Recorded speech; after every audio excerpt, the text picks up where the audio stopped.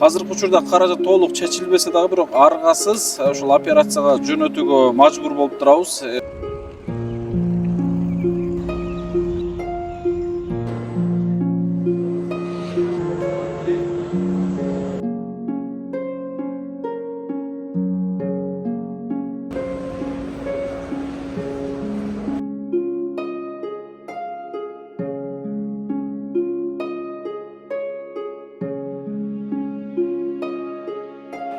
Паспорттарыңызды алың, бардыгын могу тиркеп эме кылгыла. Биякты өзү тааныган эме өзүнүкү 70ке чыгып калыптыр го кемпир. Ассаламу алейкум, урматтуу мекендештер, кадырлуу кыргызстандыктар, армаңыздар, амансыздарбы, тынчсыздарбы? Аллах таала чек мактоолор жана шүгүрлөр болсун.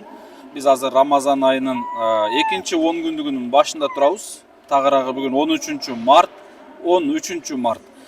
Урматтуу туугандар, биз коомчулук менен, сиздер менен мына бул кичинекей Фатима кызды 11 айлык наристени караңыздар. Бетине, денесине бүт сары түшүп мындай кыйналып аткан кызды бөлүшкөн элек. Азыркы учурда каражат толук чечилбесе дагы бирок аргасыз ушул операцияга жөнөтүүгө мажбур болуп турабыз. Анткени кыз кыйналып атат, ыйлап атат, чыдабай атат. Эми баягындай үлгүрбөй жетишпей калбайбызбы деп каражат толук чечилбесе дагы азыр Москвага операцияга мына узатып аткан учурубуз. Мына жанында бир туугандары турат, чоң кыздары. Бул жакта, ал жактан Москвадан донору өз атасы, Фатиманын атасы тосуп алат буйруса. Мына 4 билет алынып, азыр биз Ош эл аралык аэропортунда турабыз, туугандар. Саламатсызбы? Саламатсызбы? Кандай, тынчсызбы? Жакшы, рахмат. Балаңыз кандай? Жакшы, түзүк. Жакшыбы? Ооба, жакшы. Жолго чыгып атасыздар. Ооба, бүгүн жолго чыгып атабыз. Кандай жолго кыйынчылык болбой элеби? Кызыңыз ыйлап, мына алдын ала дары-дармек эмелерин алып алдыңызбы жолго? Ооба. Даярдыкты көрүп алдыңызбы? Ооба, дарыларын алып алдым. Температура болуп, өткөн ооруп аткан, азыр кичине түзүк. Дагы дарыларын алдым. Денеси бүт саргайып кетиптир го. Денеси ошо сарысы көбөйүп атат да, күндөн күнгө. Бул сарысы кетпейт да. Ошо пересадка кылынганда, боор алмашканда анан дене өзгөрөт экен да.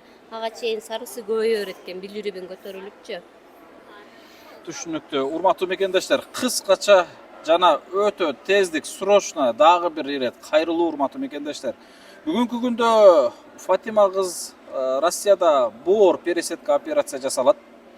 Гепатит оорусу менен 11 айлык наристе ооруп, ушундай бир Алланын сыноосунда. Бул үй бүлө жаш үй бүлө болгондуктан ал каражат жетишсиздиктен коомчулук менен бөлүшкөнбүз. Мына бүгүнкү күнгө чейин 13 мартка чейин азыр жалпысынан 1 миллион сомго жакындап чукулдап каражат чогулуп калды буйруса. Ашып калды. 1 миллион ашып жетип калды. 1 миллион 200 миң болуп калыптыр. Дагы урматтуу мекендештер, 1 миллион 800 миң каражат керек. Көп түкүрсөк болот, туугандар. Мен өтө терең кайрылам. 1 миллион 800 миң сомду ар бир көрөрман 200 сомдон гана чогулткан болсок, ушул кичинекей наристебиздин каражаты чогулуп калар эле. Мына азыркы учурда урматтуу туугандар, Кыргызстанда жанагы аты жаман бир оору менен бир эки эле бейтап ооруйт экен. Ошонун бири жана Хамза деген кичинекей наристебизге жумурай жүр. Жалпы Кыргызстан эли чогултуп, мына Кудайга шүгүр каражатына жарымдап калды да, Алла разы болсун.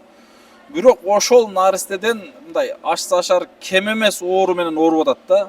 Жан чыдаткыс оору менен ооруп атат. Анткени 11 айлык боор пересадка элестетсеңиздер, бул баш оору эмес, ич оору эмес, жана башка бир жүрөк же болбосо бир жанагы порог сердца эмес. Бул 11 айлык наристенин боору алмашат, пересадка болот.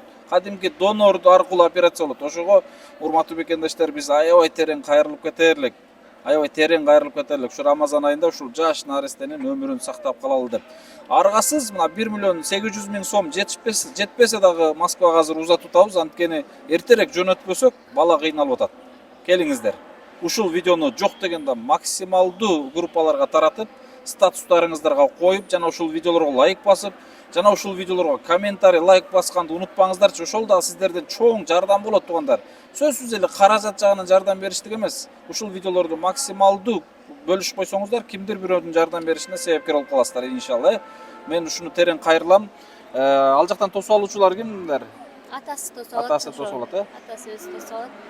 Маанай кандай, жакшы элеби? Жакшы азыр, кыйла жакшы. Жолго чыгып атасыздар. Кандай үмүт менен кетип баратасыздар? Ошо эми 1 миллион 200 миң топтолуп калды. Кудайга шүгүр. Дагы бизге жардам керек болуп атат. Чоң каражат болгондуктан ар бириңиздерден жардам сурайбыз.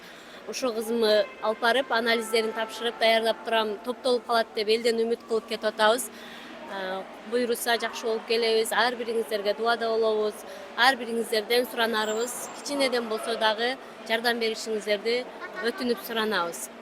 Жардам бериш үчүн урматтуу мекендештер, ушул экран алдында ушул кичинекей наристе Фатиманын атасына коюлган М-банк жана Сбербанк счеттору коюлган. Мына ошол жака болгону 100 сом, 200 сомдон гана бир көмөктөшөлчү, мен ушуну гана суранам.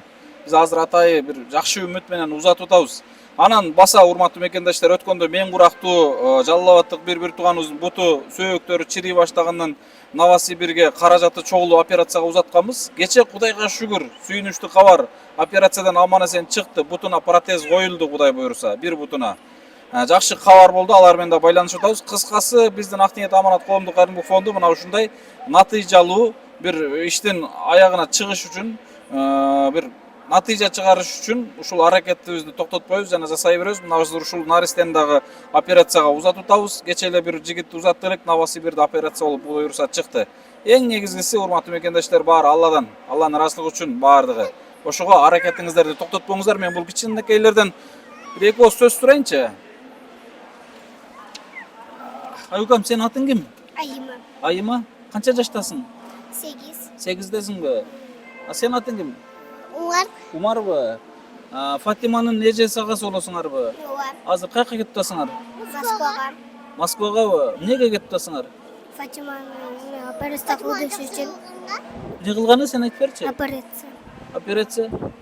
Силер кошо жанында турган кетип атасыңарбы? Сен канчада окуйсуң? 2. 2деби? Кандай эми Фатима кыз ал жакта ким күтүп алат? Атам. Атаңбы? Операциядан аман эсен чыксын деп кетип атасың. Укаң. Күндө ыйлап кыйналып атабы? Азыр кандай акыбалы? Жакшы эле. Жакшы элеби? Жүрөт. Ыйлаганда апаң кошо ыйлап эме кылып атабы, кыйналып атасыңарбы? Жок. Мейли, ак жол жакшы жетип алды, Укаң жакшы болуп кетсин укам, Кана эл журтка бир эки ооз сөз сүйлөп берчи. Элге кайрылып берчи. Фатима жакшы болуп кетсин ошо. Эң негизги Фатима жакшы болуп кетсинби? Болгону ошол эле керек. Ооба.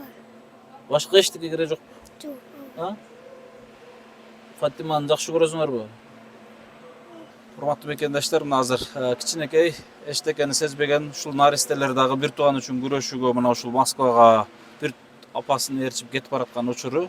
Андыктан эмне дейбиз, эми айта турган сөздү деле унутуп турабыз. Эл журт, жумурай журт элден айласа аздык кылат, көптү күрсөгөл болот. Көптүн катарында ушул кичинекей 11 айлык наристенин да өмүрүн сактап калайлы баардыгыбыз. Мен ушуну гана суранам. Биз анда эмес азыр операциядан, регистрациядан узаталы, буйруса ал жакта да балдарга дайындадык. Москвада агаларыбыз, досторубуз дагы буйруса операцияга чейин карашат, кызмат кылышат. Азыр кыскасы операциядан аман эсен чыкканга чейин күрөшүү токтобойт. Колдон келишинче күрөшөбүз, аракетти жасайбыз буйруса. Рахмат, баарыңыздарга тынч болуңуздар. Салам алейкум. Так. Мен муну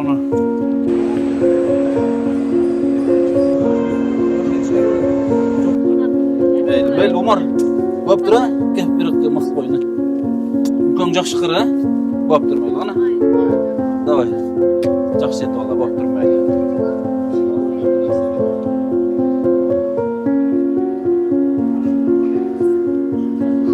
Кана.